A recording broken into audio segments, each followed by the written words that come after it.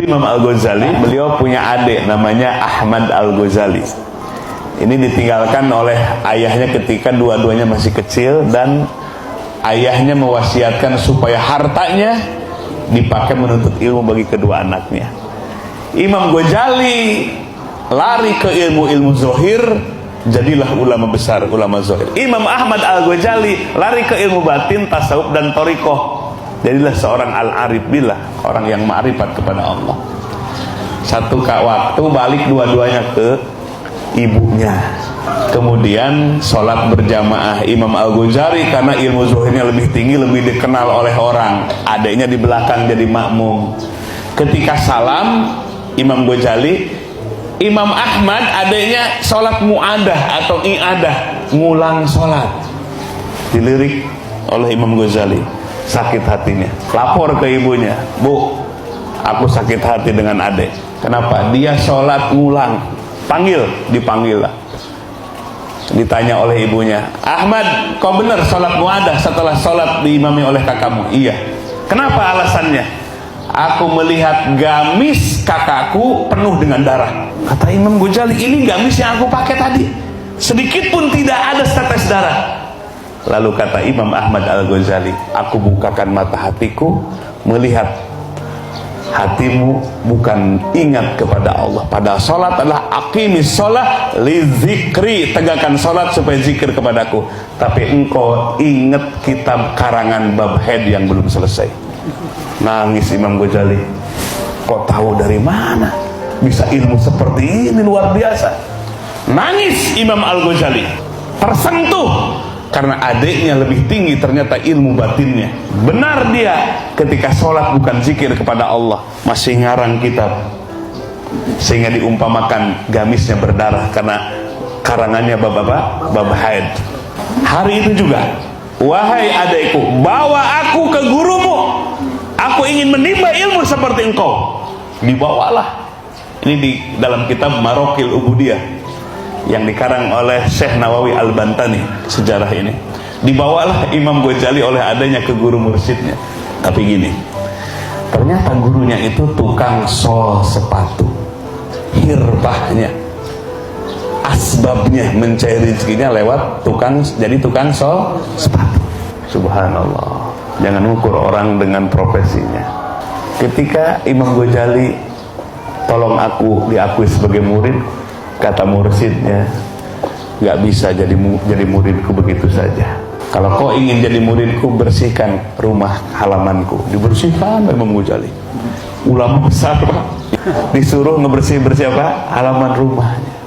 Mursyidnya tukang sol sepatu. Orang gak kenal kalau itu ulama yang ilmu batinnya dalam. Setelah bersih, kata mursyidnya, "Jangan dulu, masih ada PR." "Apa?" "Tuh belah sana ada kotoran manusia. Ambil dengan tanganmu sendiri, jangan pakai alat."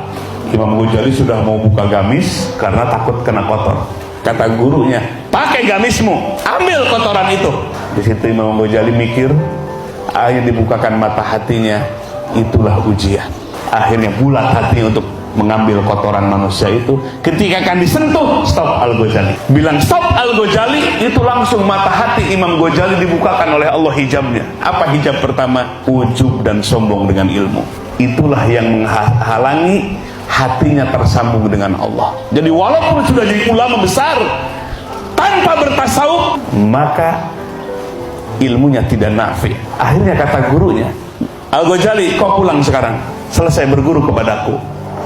Dia kumpulkan semua santri-santrinya, dia berkhutbah di hadapan santrinya. "Baru saja aku dapatkan ilmu yang lebih hebat daripada ilmu yang selama ini aku ajarkan kepada kalian. Itulah ilmu hakikat." Maka Imam Al-Ghazali, Bapak Ibu sekalian, nggak palang tanggung.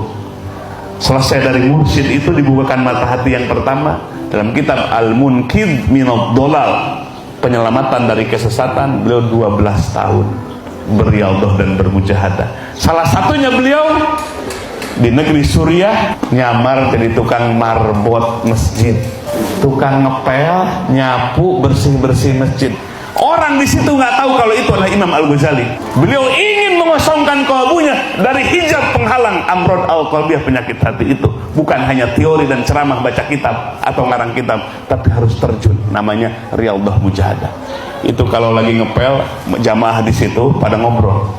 Hebat amat ya itu Imam Al-Ghazali. Hebat amat. Imam Ghazalinya lagi apa? Lagi ngepel. Imam Ghazali bersihkan hatinya.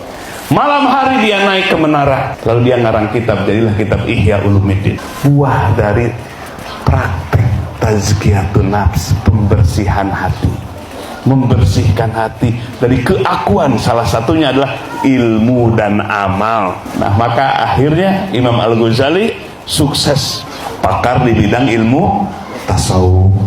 Maka bangkitnya Islam akhir zaman adalah ketika umat ini mau mereguk kembali, memegang kembali mutiara Islam, ruh Islam, jauharul Islam. Itulah ilmu tasawuf yang hakiki, tasawuf berdasarkan Quran dan Sunnah yang dipahami oleh para ulama. Maka akan bangkit umat ini. Maka Ihya Ulumuddin ini membangkitkan ilmu yang ilmunya terputus menjadi tersambung kembali kepada Allah dengan ilmu, jadi tercerahkan dengan ilmu, menjadi semangat beribadah. Itulah Nabi beristiadah, berlindung kepada Allah min ilmin la yanfa', dari ilmu yang tidak bermanfaat.